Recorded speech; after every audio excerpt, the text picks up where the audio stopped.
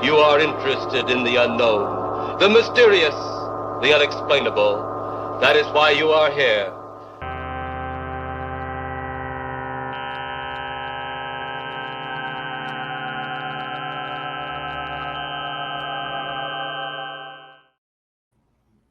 Hey everybody, guess what? It's the Code Rad Show, and I'm back with a very special episode. Normally I watch dusty, old, obscure relics of media, but there's a brand new TV show out there, just had its premiere, brand spanking new, all bright and shiny, and it is about one of my favorite subjects, telepathic kids in a government laboratory. So I figured I have to give that a look and talk about it on the show. So the show of which I speak is The Institute. First, here's some of my stuff. Here's some artwork from Volume 2 of Interplanet, some conceptual designs, and a little tiny picture of Tales of Conspiracy and Madness, which is now available on Amazon. Interplanet Volume 1 is on the Fund My Comic. So you go there if you would like to read it. Links will be below on YouTube. All right, so The Institute is a new show just premiered a few weeks ago on MGM Plus, whatever that is. It's a streaming service. I don't know. Is MGM a part of the same family as Paramount? Because Paramount Plus, but then again, there's Disney Plus, and I'm pretty sure Disney doesn't own MGM, but who knows? It might. So is it complete? I don't know what the heck is on MGM Plus, except for The Institute, which is out there for free. I don't think too terribly difficult to find. Based, of course, on the Stephen King book. I believe it came out in 2019. And it's about that kid in the middle. His name is Joe Freeman. He is son of Martin Freeman, Bilbo Baggins himself. He's a kid who ends up in this institute. I just realized how the poster is kind of like Night of the Living Dead there, which is a little weird because that's not exactly the vibe of the show. But and in the center of the picture, that is Joe Freeman, his character inside the institute, getting a procedure done on him. Not exactly sure who the guy on the top and the bottom are, but they are creepy guys who do stuff in the institute. I think one's a doctor. Of course, Mary Louise Parker is in this show. She's the only actor I was familiar with before. She's fantastic. She plays a crazy, mean lady, kind of in charge of the place, pretty much. And yeah, she's great. When I first started hearing about this show, I figured she is going to, help out the kids. She's going to feel guilty and change sides and become a good guy. But after watching the first episode, I'm not so sure. I mean, it's all conjecture. There's only like 3 episodes currently available to stream, so I don't know. But I mean, whatever happens, she does a great job. She's pretty crazy. And on the right there, that actor's name is Ben Barnes. He's English. And I don't know anything about him, but he's good in this show. He plays a cop with a past. Let's move along. And as I mentioned, I love books and movies and TV shows about kids who have special powers and are being put to evil tasks by the government.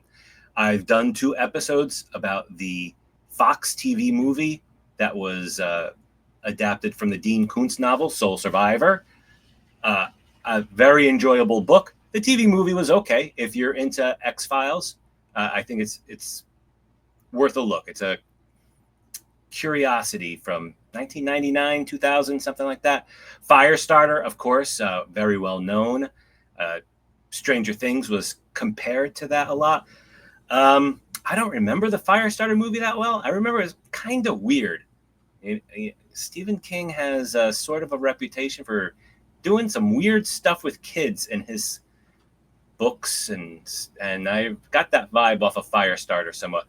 The Fury I have never seen, never really thought about much, but according to Grok, it is about kids in a telepathy psychic laboratory or something. And of course, Stranger Things was a huge deal. Season 1 was amazing. I'll leave it at that.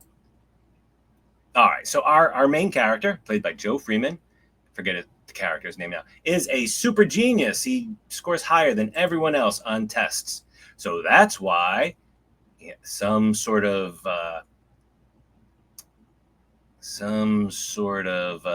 black ops team sneaks into his room at night, grabs him, takes him away. That's quite ominous. He wakes up in this place, which I wanted to share this because one of the cool things about this show is they have these posters on the wall, which, it's like, all right, so what if you had a school, but for superpowered kids? What would the motivational posters be like? But I think there's a little bit more to it.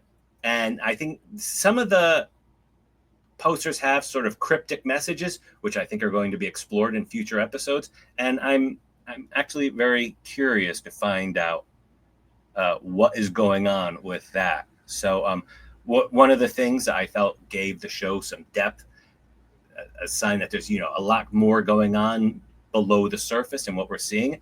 And I like that. I want to see more. Here is Mary Louise Parker. As I said, she plays crazy in this very well.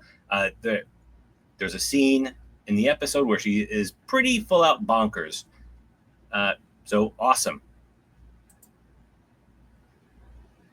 Here, they managed to conceal the fact that all the kids have these high-tech earrings.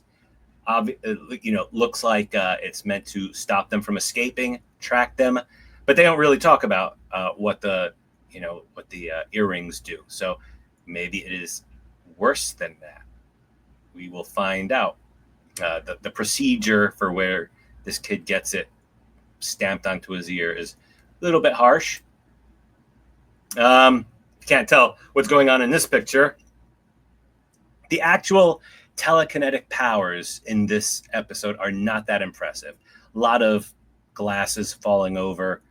Here this kid is, manipulating the water that drained out of this glass. But in the trailer, which I don't recommend, if you want to watch the show, don't watch the trailer. I feel like it gives away too much. The